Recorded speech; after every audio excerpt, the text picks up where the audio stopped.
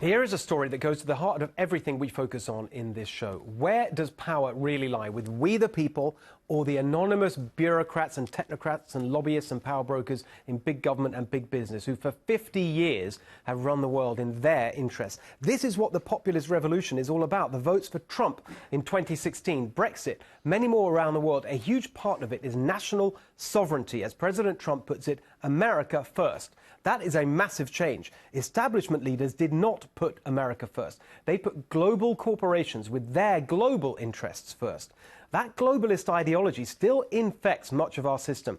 And here is the single most shocking example I've seen. We've told you about it before, but nothing happened. Nothing changed. So tonight we'll have another go, and importantly, alongside someone who's been a fantastic ally in this fight, Senator Marsha Blackburn, because this scandal is about Huawei and China, where she has led the way for years.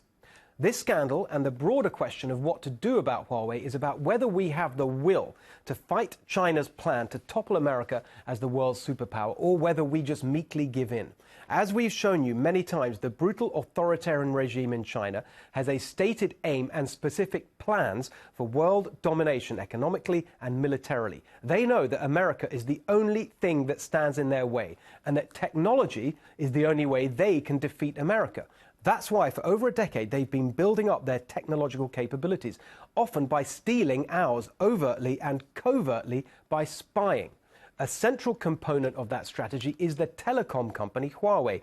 All you need to know about Huawei's threat to America is contained in the summary of an academic study published in July this year. Quote, using a unique data set of CVs, this paper analyzes the relationship between key Huawei personnel and the Chinese state security services. Based on an analysis of this data set, I find there is strong evidence that Huawei personnel act at the direction of Chinese state intelligence, and that there exists a deep and lasting relationship between Huawei, its employees, and the Chinese state. This should raise questions within Western governments worried about Chinese access to domestic information. You can say that again.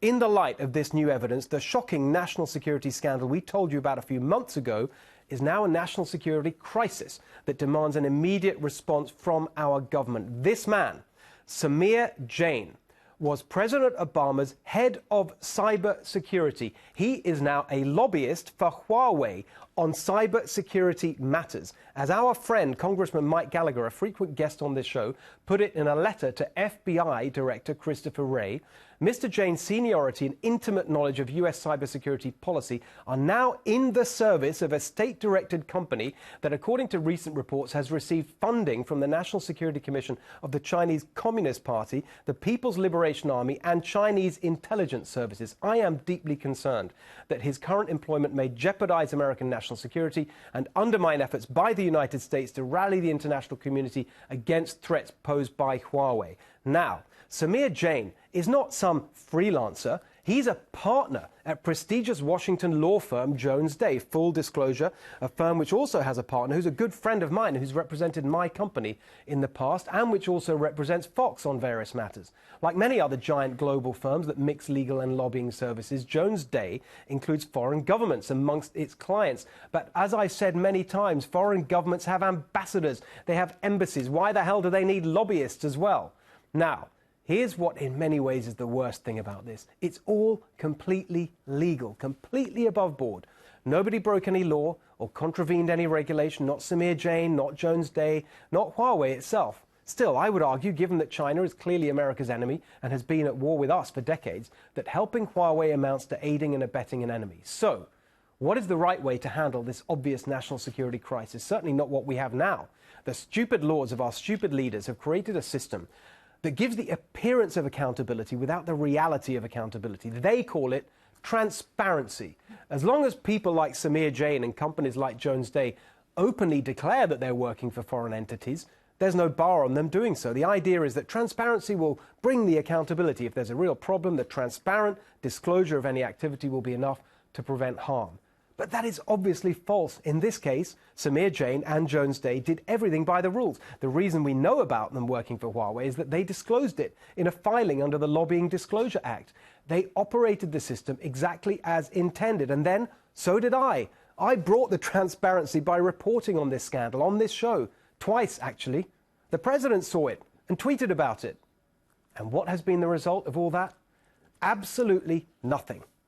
There's an old saying, the dogs bark, but the caravan moves on. That's what the policy of transparency means in practice. Nothing. Right now, as we speak, despite the LDA disclosure, despite the exposure on this show, despite the president weighing in, Samir Jain, President Obama's head of cybersecurity, will go to work tomorrow to help America's #1 enemy lobby on cybersecurity. So let's be clear. Transparency doesn't work. The formal process is set through the Lobbying Disclosure Act and the Foreign Agents Registration Act, or FARA, are a waste of time. We need clear and simple rules that put America's interest first. Congress must pass legislation that would prevent former government officials like Samir Jain and firms like Jones Day from helping America's enemies. Congressman Gallagher has introduced such legislation, the Congressional and Executive Foreign Lobbying Ban Act. Here's what President Trump had to say about this issue. Don't you think that should just not be allowed, that you shouldn't be allowed to lobby for a foreign government in that way? Well, I would be all for that. I think it should be a lifetime ban. You know, some people say 5 years. We're putting in for 5 years. But, you know, it's very hard because the same people that are working in government, they work in government and then they go and they take these unbelievable jobs. That happens with me, too. They're part of your campaign. All of a sudden, they're working with these big... And it's a very tough thing. You know, there's a very fine line. But I would love to see a 5-year ban, but I'd actually like to see a lifetime ban. Good. Now let's make it happen. And that's where you come in. Politicians respond to pressure from their constituents. So tell your members of Congress you want to see them pass Mike Gallagher's bill. Go to this website, contactingcongress.org. Just type in your zip code and it will show you your senator and House representatives and their contact details.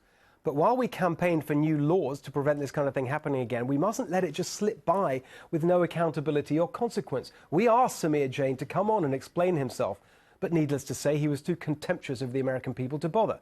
Well, let's tell them how we feel, shall we? If you're a member of Congress watching this tonight, and I know many of you do, or if you work for a member of Congress, the next time you talk to anyone from Jones Day, tell them what you think of their decision to accept Huawei as a client. And all of you watching can tell them directly through their public communication channels. You can tweet to Jones Day @JonesDay, or leave a message on their Facebook page @JonesDay Law Firm. The Samir Jain scandal is the entirely logical and predictable outcome of the globalist philosophy that has captured the levers of power in Washington. Loyalty to America is not expected. Global interests, in this case those of a global telecom company and a global law firm, are superior to the national interest. But it has to stop. We mustn't just let this be something on TV that we get angry about for a moment and then the world moves on. In the short term, perhaps the president and his team can implement some kind of immediate ban for this particular case. But the long-term answer has to come from Congress. So let's keep up the pressure. I'm going to put all the details we mentioned up on the screen again. There they are, so you can make a note. And we will make sure to post it on our Facebook page and put it out on Twitter. So please follow us at NextRevFNC and at Steve Hilton X. And please, please take action tonight or tomorrow. You can be sure that we will keep fighting this one hard until we get the changes we want to see.